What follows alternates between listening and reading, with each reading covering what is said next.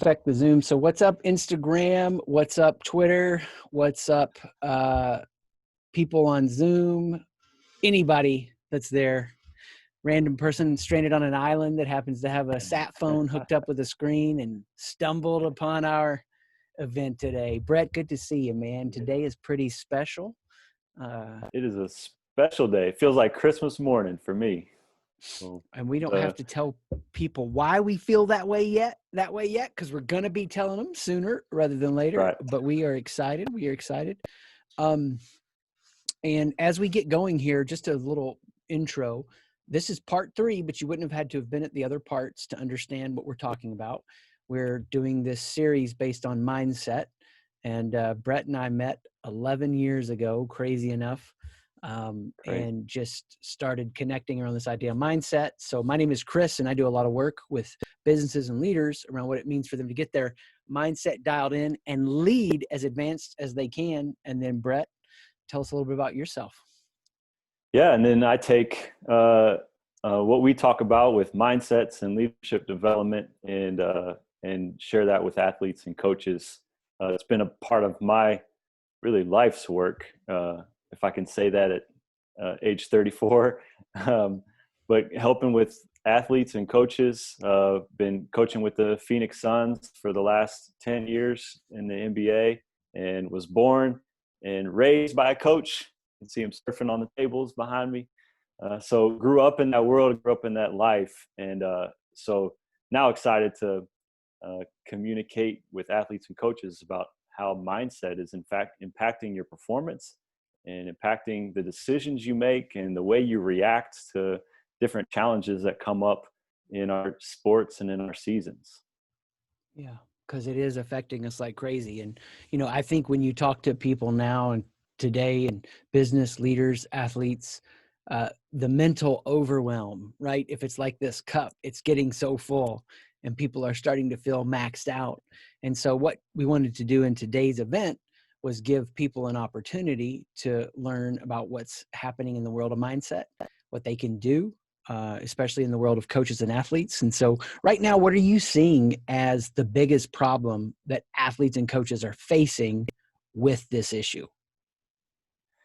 Yeah, well, as I talk to coaches around the country right now, 2 things are coming up that they're having to deal with in the immediate, and 2 really challenging things that are changing the way we coach and approach our seasons. One is there's a severe loss of time, and that's mainly concerning developing your team and developing your players. You talk about high school players or even young developing professional athletes who have lost out on summer events and summer camps and preseason training time. I know coaches are dying to get in the gym or get on the field with their players to have them develop and get ready for the seasons. And it's just lost time that is going to be difficult to make up. And the second thing that's happening is being disconnected from your team. And I know it's not just happening in sports, but this is crucial time as we come up on the fall, where usually our teams are spending a lot of time together. We're in training camps or preseason conditioning. We're playing exhibition games. And not only that, but we're hanging out in the locker room and in the cafeterias, and we're doing team retreats and events. All these little things that happen in the normal rhythm of our seasons that help develop trust and relationships that eventually impact our performance on the field, on the court.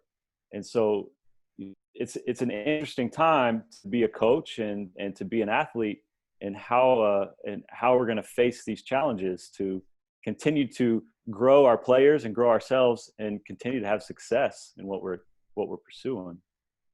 Yeah, well, it's something that you and I have, I know, talked a lot about, but we see over and over, even in business teams. It's a completely new environment. Some people are eager to get back to the office. Some like it better. They don't want to. They want methods of connection, but they don't want to go back to the way it was. And so it's such a split reality. And as you lay that problem out, what are you seeing the impact of that being as we think about the mindset and athletes and coaches? Sure. I think for athletes, the loss of time is going to be seen in a couple of years, where we didn't have with rookies, freshmen, sophomores, second year people, college players who are trying to advance to professional levels. We're not going to see. We're going to see the loss of development time now later, and the challenge for coaches when we're doing this now is to figure out how can we accelerate their development.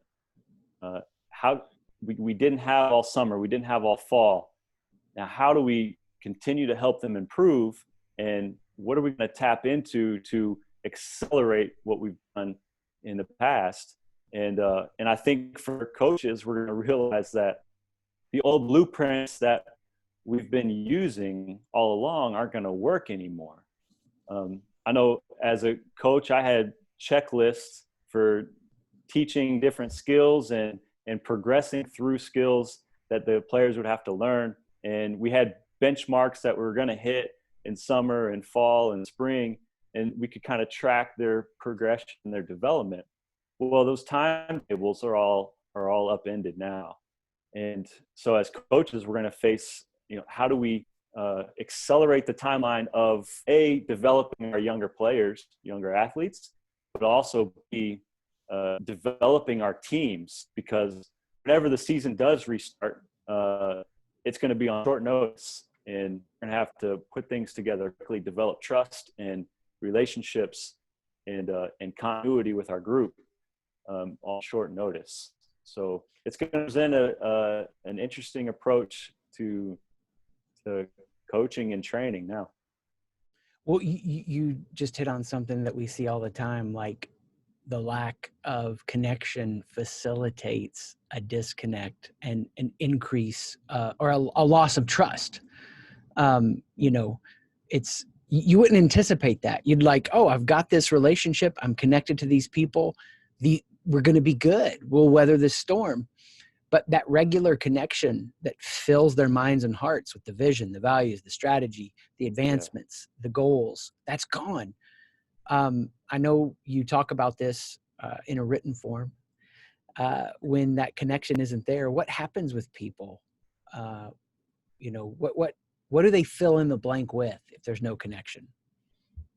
Yeah, which is actually true in this time apart. But I guess what we don't realize, and maybe we're getting a sense of it now, is all the times we just randomly bump into our players, our coworkers, our staffs.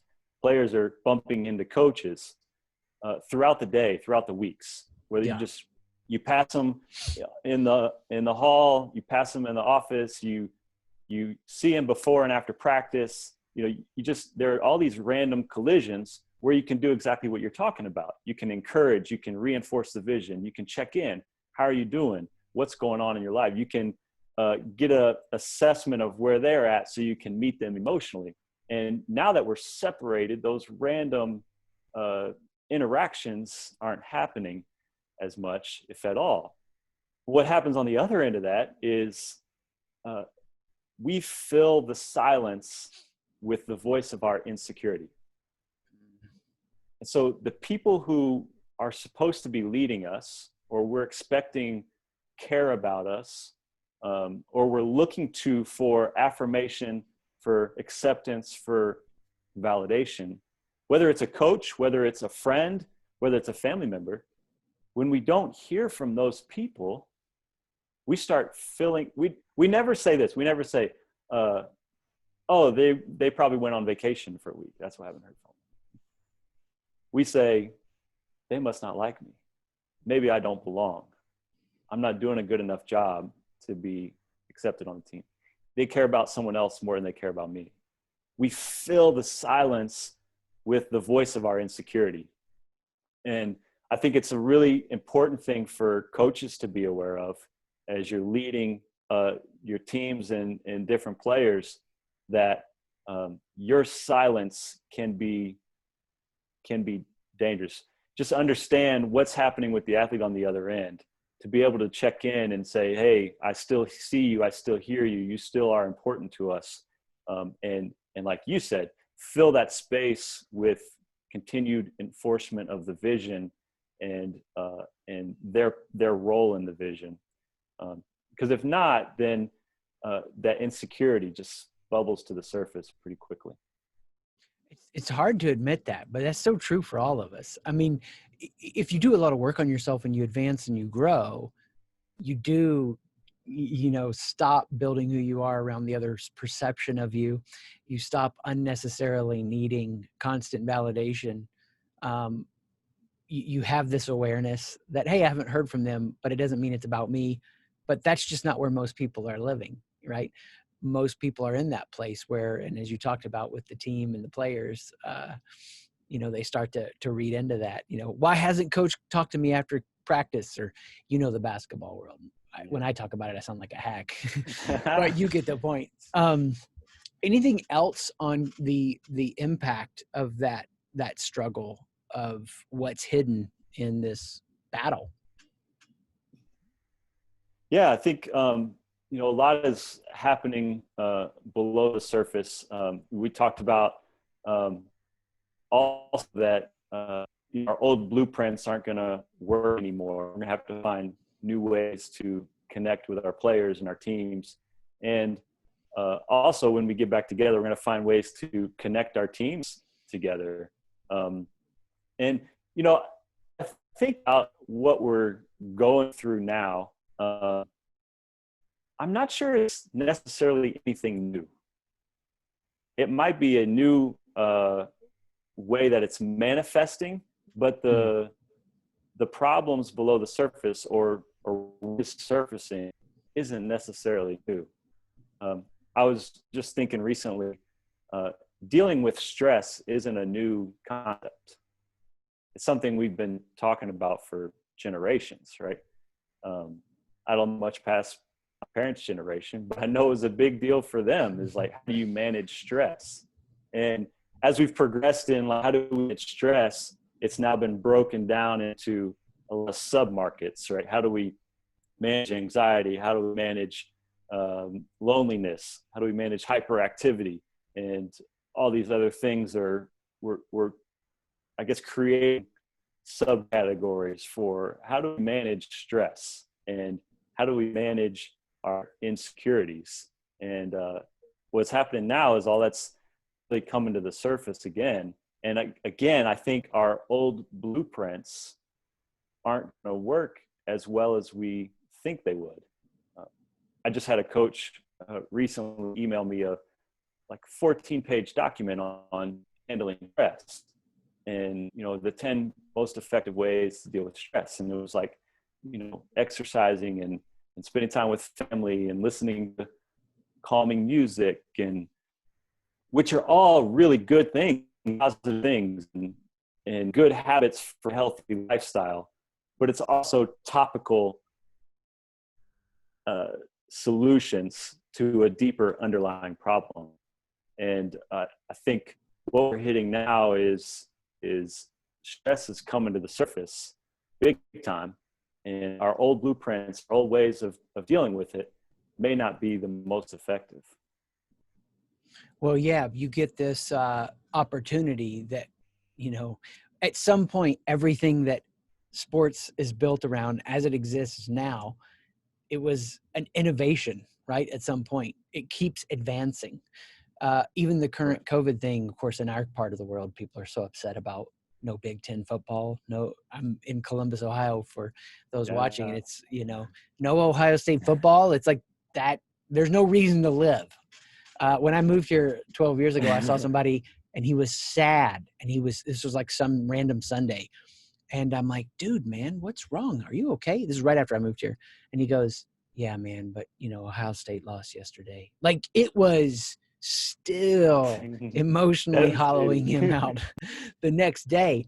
But will it go back to the way it was? Yeah. I mean, I get it that there's a lot of apparatus around that and it will, but it's going to look different.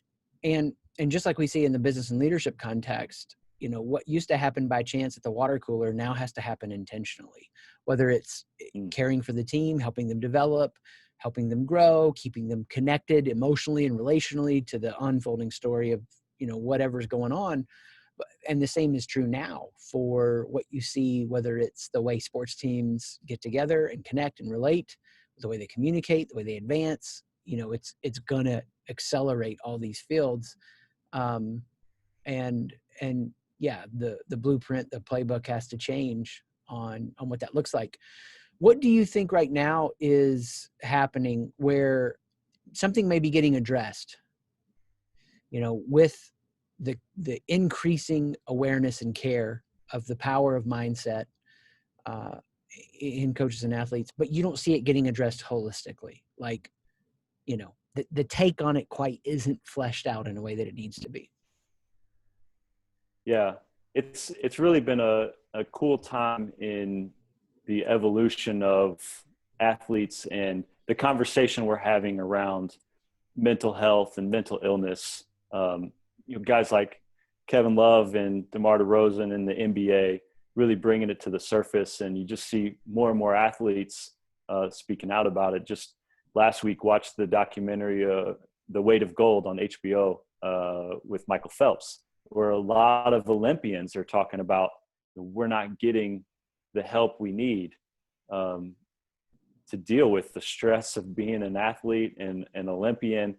And what was cool about hearing those stories in the documentary was the athletes were excited to have help with sports psychologists helping them with their mental game in their sport and how do they perform better on the court or on the field. But what they were lacking was a mental skills development that transcended their sport. Like, all right, I'm learning how to have a perfect routine, but I'm not learning how to relate with my family better. I'm not learning how to deal with the loss of a family member. I'm not learning how to deal with the huge expectations that are coming from sponsorships and media attention and finishing fourth when I don't get a medal. And I think sports psychologists are doing a great job diving into how to perform better, specifically in your sport. But I'm not sure it's addressing all of life. I'm not sure it's transcending the sport. And I'm not sure it's going deep enough to the core issue. I think we're talking about thinking positive thoughts and imagining gold medal moments and pushing out negatives and focusing, again, like we deal with stress, you know, exercise, listen to relaxing music, and hang out with friends. All good things, all positive things that have a place and help, but don't get down to a core issue that really is driving our decisions or our reactions or how different external events are affecting us. And so that's what I'm hoping that we grow into from addressing mental health and mental wellness and mental skills, mindset development, is that we hit a deeper level with that. If we hit that, what do we lose if we don't hit that deeper level? If you were to, like, and I know you could probably go super granular at it, but at a high level, what do we lose if we don't have that? It's a great question. I only ask great questions. For those watching, that's an inside joke that I should probably explain real quick. I told Brett this story. I asked this question to this guy one time, and he seriously straight up said that back to me. He goes, "I only ask great questions." I was like, noted. So yeah, anyway, go ahead. Sorry. That's funny. I think about that story all the time now. Anytime someone says that, I want to call you and just, hey. No, I think if we don't hit this deeper level of transformation, we're going to find ourselves spinning our wheels. we're going to be going back to, we might find change in a moment. We might find short burst of success or thinking we have it figured out. But it's like if you had a ship, if you're driving a ship and you set that thing autopilot, it's cruising. And with all your willpower and all your focus and all your might, you want to change direction. So you grab the wheel and you crank it the other direction to make a change with your life. And you start spending more time with family. You start exercising more, you start listening to more relaxing music, start visualizing positives. Eventually you're going to wear out. Eventually you're going to run out of energy. Eventually you're going to let go of the wheel, and it's going to turn back to where autopilot was already set. For the deep transformational change, you got to reset the autopilot. Like I said, the other stuff is going to help. It has a place. It's going to be positive changes to your life, but the deep transformational lasting change happens at a more root level.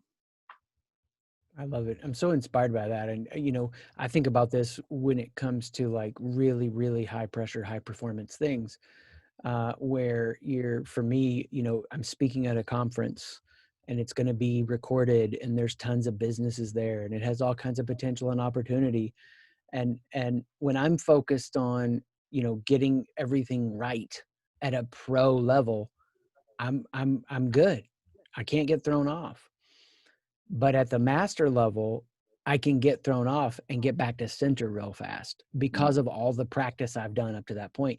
So this actually happened to me last fall. I had flown up to speak at like this big restaurant association conference, tons of restaurants there. And, so I knew I was going on the stage at like 10:30. My hotel room was just a few floors up.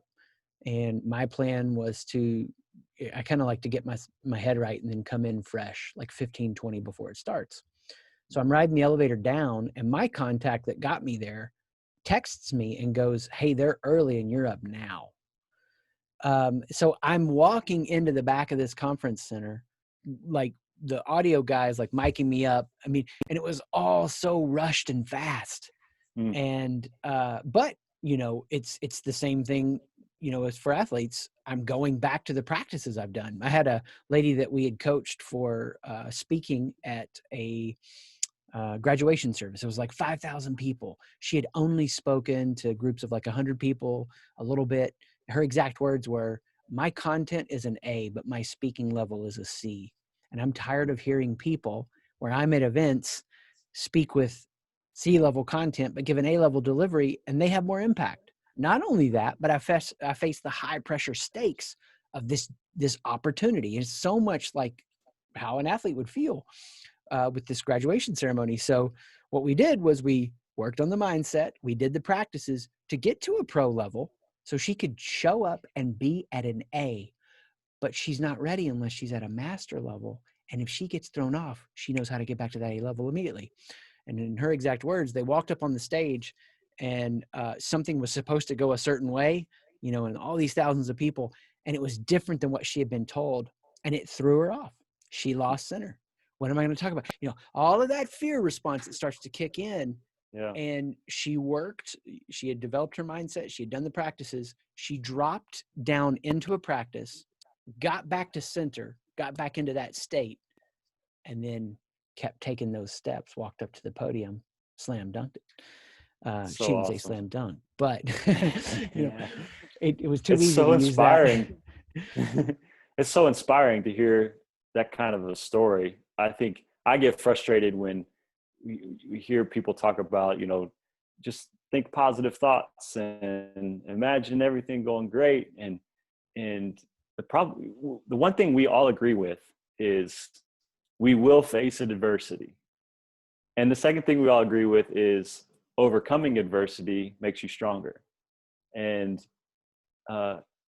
so to not prepare your mind to face adversity and overcome adversity, and like you said, regain center so we can perform at our highest level regardless of what happens, externally, there's always going to be external variables that it's not going to work out exactly like we planned. It never does, rarely does. And so to be able to do that, to tap into your mindset, to recenter on a moment's notice and continue to deliver a master level performance that's inspiring. That's cool. I know that is what we obsess over, helping others do and doing that for ourselves. I know that's why we're here today. I know we want to leave some time for Q&A. What if we go ahead and share a little bit how to do that now? How would you feel about that? Yep. We can share I'm busting it. at the seams, man. I've been busting at the seams all morning. It's all right. It's awesome. So, it's go can ahead. I give you a drum roll? I just want to give you a drum roll. I'm gonna give you a drum roll. Okay. And so Brett's gonna make an announcement that we've been building up to for a couple years. Brett. Few years, and we finally put the finishing touches on it and completed the project. And it is Catching Confetti, Developing the Mindset of a Champion. It's a new book. It's live on Amazon right now, and Kindle ebook, paperback, audiobook is coming. And along with that, which is I'm really excited about, is put together a online video that corresponds with the book. It has a workbook. It guides you through discussion questions and exercises to help you develop the 7 essential mindsets for world-class performance, and designed it in a way that you can do it self-guided, develop the mindsets in yourself, and you could also do it with one-on-one coaching. I'm going to be available to walk you through the program every step of the way. And then we also are going to have packages available for teams, for staffs, groups to do it together. I think the really powerful thing with all that is having a shared language for your staff, your community, your team to be able to go through it together. But excited to have a resource out, tangible, easy to access, 7 essential mindsets. It's an 8-week course on the video program to help you develop those mindsets in yourself. So it's here, it lives, and it's ready to be accessed. So for those that watch this, the replay, whatever, they want to get more on the coaching program, you said catchingconfettithebook.com. That's the URL they can go to. They can search Catching Confetti on Amazon, and they're going to get there just by searching that. They could also search Chris McAllister is sexy. I tested both of those, and they both go straight to that. So it's going to be awesome. Don't do that one on your work computer. I wonder what would happen if I type that in. No, it's just so exciting, man. And it's been such a massive privilege to watch the way that you were able to take all of this content. I mean, from an initial point where you're like, Chris, it's about mindsets, we're a mindset company. It's like so clear. And then the way that you took all that in and you started digesting that and percolating with it and cooking it up, coming to that place where you can see this progression that you walk people through and how clean and clear this definition is about what it means to walk through that process. And so that's been our excitement as we built up to today. It's just to take people on a journey to help them really start to understand how far you can go when you work on your mindsets. And then Brett has taken the moment of crisis that has been upon our world and used it to his advantage to say, you know what, man, I'm going to burn it down. And you've put in the hard work. And dude, it is gorgeous. Gorgeous. Oh my gosh. I mean, back here, I've got like 4 other books Brett and I have worked on together.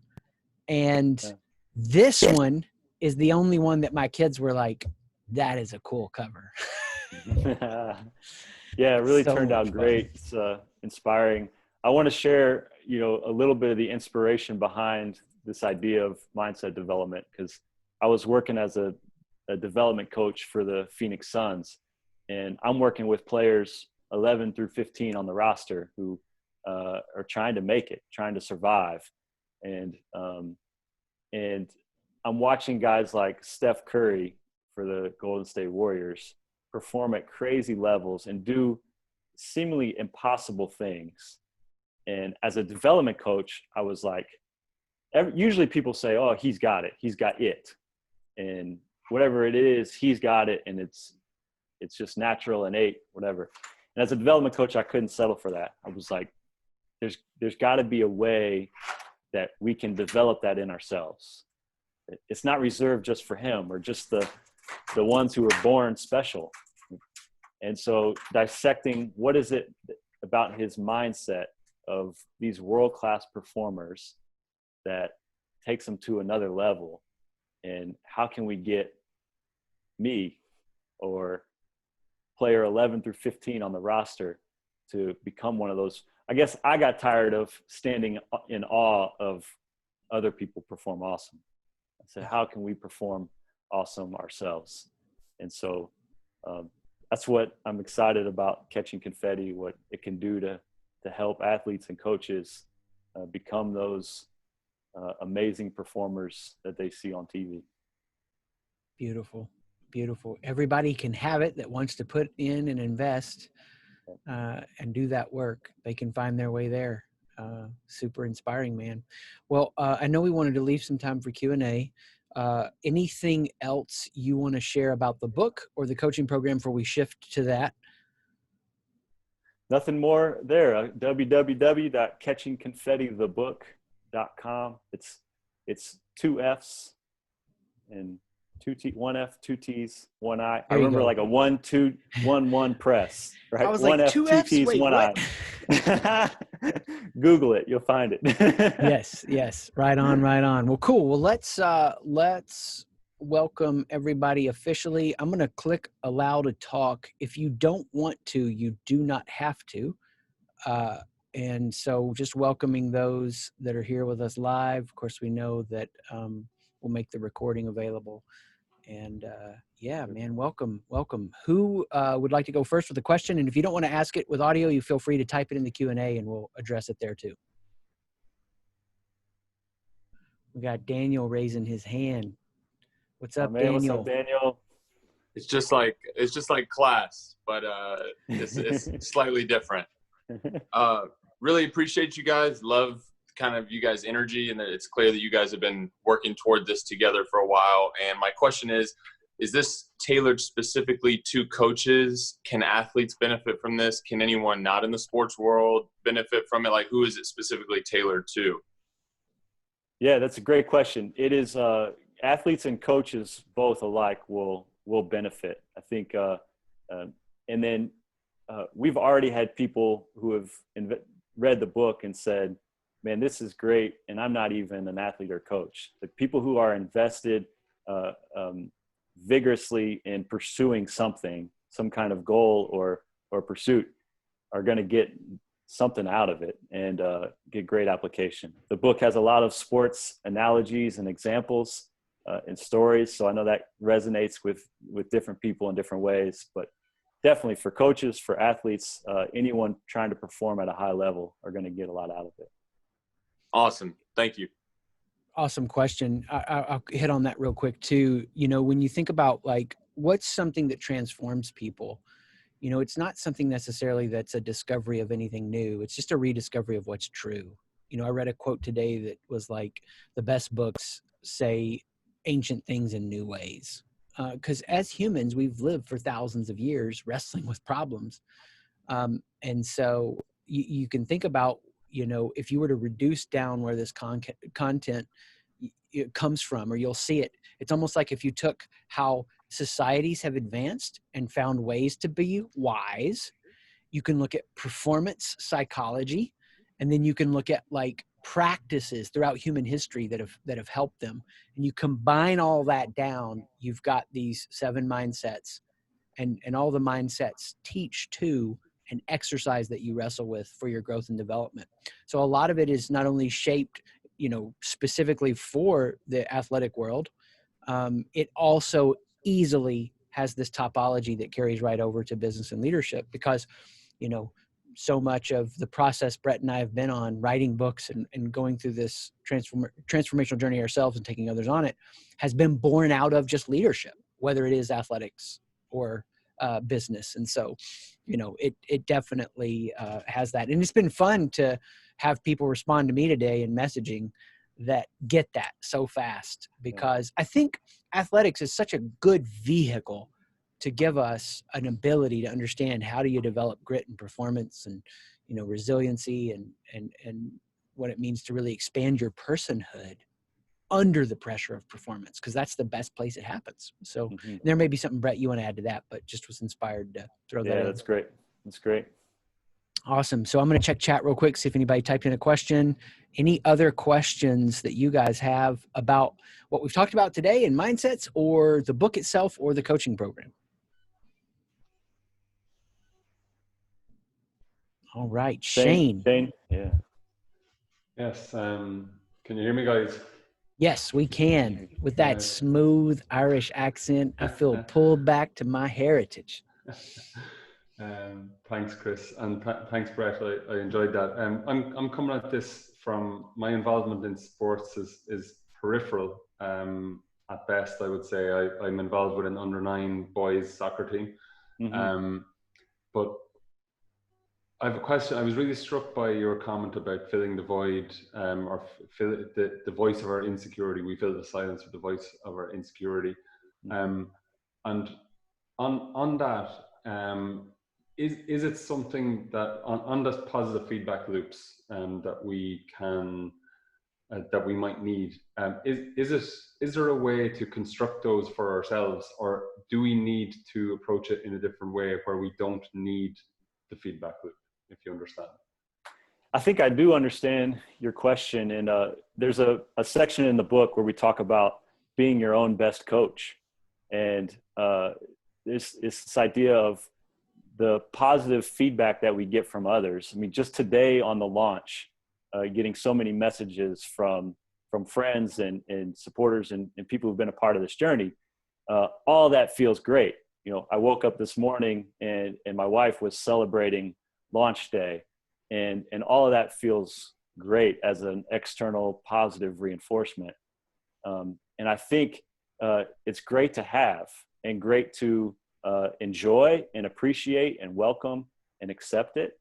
And then I think you can also get to a master level where even if that isn't present, that you can give that to yourself. And it's not just positive reinforcement, but what we explore in the book and in the coaching program is diving deep into what is it that we need exactly, and what are the voice of insecurity that's going to shout through when we in the periods of silence. How can we answer that voice of insecurity for ourselves? Understand what it is, and then flip it on its head to give us the encouragement or energy or motivation, meaning to move forward in healthy ways. That's an awesome question, and a real important thing that I think high performers will learn how to do is appreciate and welcome positive feedback, but also be able to perform well when it's not there and give it to themselves. Follow up to that, Shane? If not, I want to ask a follow-up question, but I want to give you a chance to go first. Yeah, no, thank you. That makes loads of sense, Brett. It's something that I and I think tens of millions of other people have been just discovering and experiencing this year, where all of a sudden we are isolated in a way we never have been before. And I live in a rural part of Ireland where there's not that many people around me at the best of times. So generally I'm traveling to cities, and I haven't been traveling for the last 5-6 months. And I've experienced that, and other people that I've spoken to have experienced it also. So it's it is valuable. I will definitely dig out the book. I'll pick up the book and dig it out and really figure out how I can be that kind of coach for myself. That's something that I would value without a doubt. That's awesome. Thanks.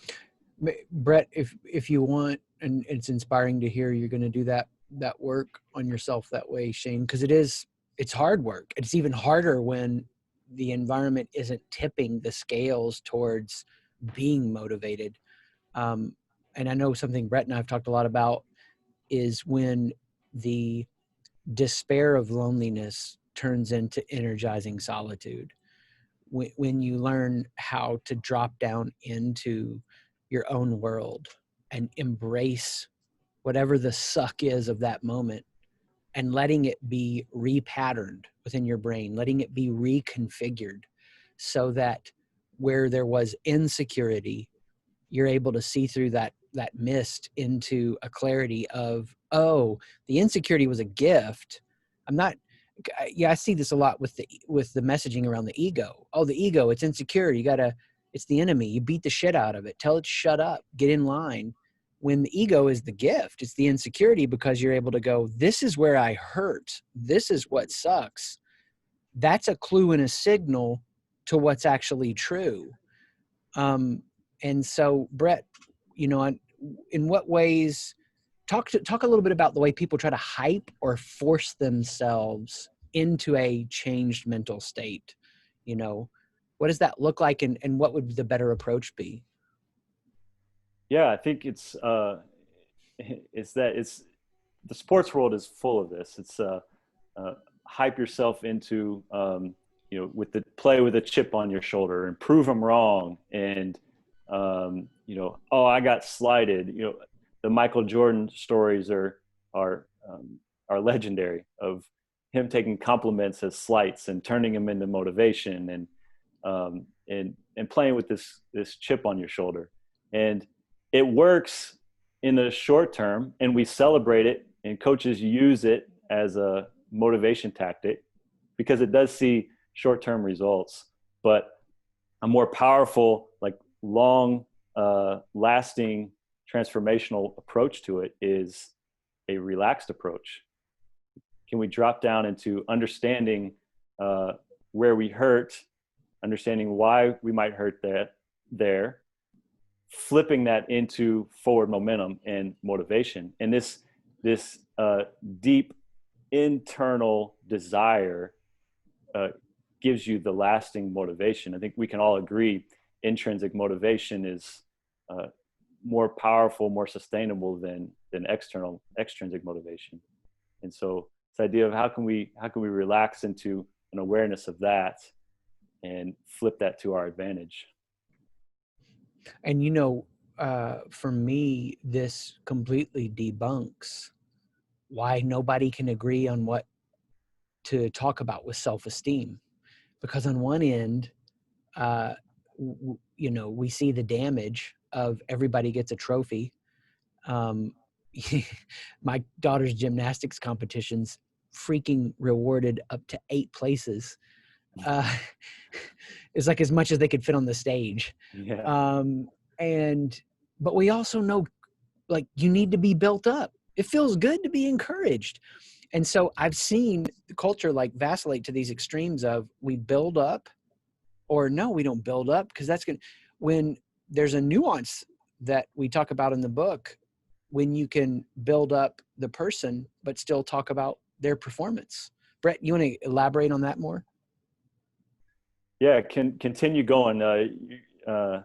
I love where you're headed with this. Yeah. I'm feeling it. I'm in flow with you. It's just this idea that, like, what it means to, if my child does something unacceptable, I'm going to affirm their personhood. I love you all the time, no matter what. I don't like it when you drop kick your sister in the face. So what they've just experienced is a nuanced interaction that most people never have in their whole lives.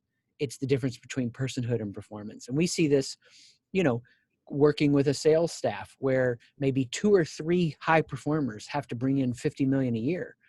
And then something happens and the market goes sideways. And then the leader either tries a gross approach of just syrupy, fake over encouragement, or a pressuring, get your crap together, let's get on with this. And I know not everybody falls into those extremes stereotypically, but they do somewhere on that spectrum. And what we're offering is an approach in this, and what Brett has so articulated beautifully into the world of coaches and athletes, is you're going to see the best performance when you affirm the personhood and you coach the performance. When you say, hey, and Brett walks through the deepest ego insecurities that you're going to feel through this process. But when you have a coach or a leader be able to affirm the ego fear of someone. Hey, I'm glad you're on the team. If you keep hogging the ball like that, you don't get to stay with the same amount of playing time, right? Or, hey, you keep on being a selfish player, you're off the team. Right now, I'm glad you're on the team. You can't, I think that you have incredible capabilities as a player. When you lose your mind after you've missed a couple shots and start beating yourself up like crazy, it hurts all of us as a team, and it hurts your ability to get back into a flow state. And most people haven't ever interacted with somebody that can parse that out like that. When you can, ultimately that's how you get the best out of people. They get to see themselves become the fullest version of who they can be. But more importantly, like Brett was saying, you coach yourself that way. Oh my gosh. I mean, you get a more clear, expanded, activated, accelerated personhood than you could ever imagine.